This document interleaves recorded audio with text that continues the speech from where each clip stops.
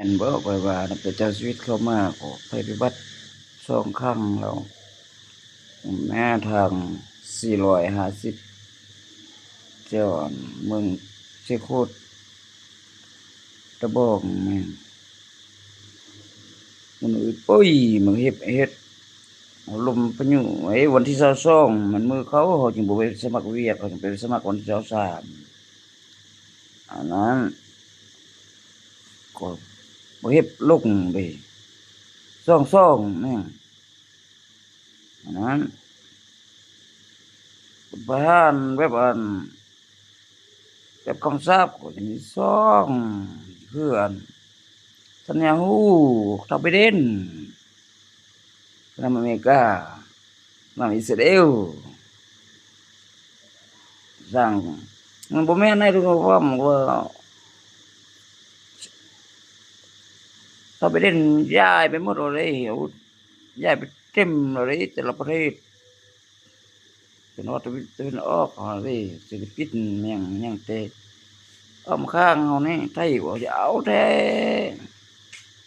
แม่นมากก่อนบ่เอาคันบ่มีไผจะสุนไผก็ตอนนี้ไม่ว่าก็สิไปอยู่เวียงท่าอะไรเห็นเวลาเขานัดเจ้าชีวิตมาก็มาก็วันที่28ให้ผู้หญิงนะเอาก็พักแต่มื้อเดียววันที่27วันผู้หญิงเฮ็ดเวียกแต่วันที่28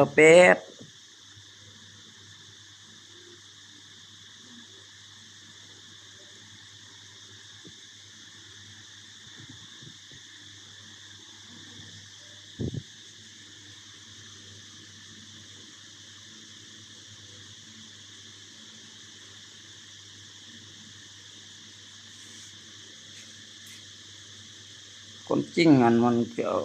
เจ้าชีวิตอันก็มันจะเอามันได้เอาเมียผู้ที่6อันหลายกว่าผู้ที่5เราได้โอ้โตคันนี้จะมีเรื่องมีราวจะมีปัญหา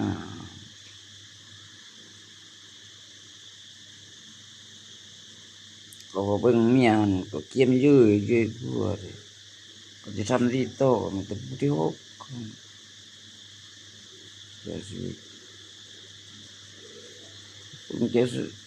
ปรุงมาว่าก็มีแต่ป้ามันนั่นแหละก็ชนะก็จะได้กันก็จกออกขึ้นแล้วเราจกออกขึ้น